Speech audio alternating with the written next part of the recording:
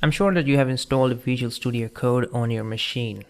After opening Visual Studio Code, you should be able to see this screen right here. We'll start with creating a new file.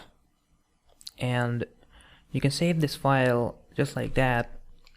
Let's say I choose to save this on desktop. I can just name it whatever I want to name it, Python script. And here I can choose the file type that I want to save it as, or extension of the file. And I can press save, and now I have python script.py. Now let's say I write a program that inputs a number and returns a scare. So if you don't understand this, don't worry, you can just input a number,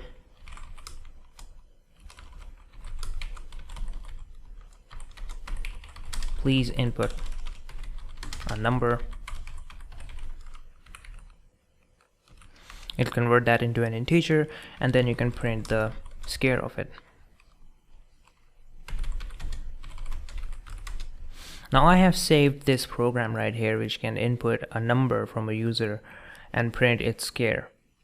Now how do I run this in Python? Because normally what I used to do was just go to command prompt and do it. Well, I can easily get command prompt right here by pressing Control tilde.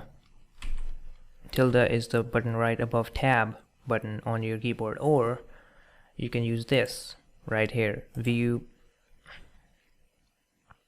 terminal. There you go. Now make sure that the directory that you're using is the desktop directory where I have my code. So I can just go to desktop,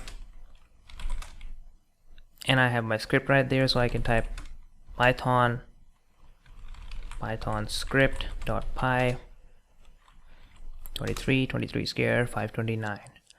So this is how you can use VS Code to run your Python code. We'll explore VS Code further as we work more on it in the further things that we're gonna do. We're gonna work with GUIs, we're gonna work with databases, we're gonna develop real applications using Python. So stick along, and I'll see you in the next section.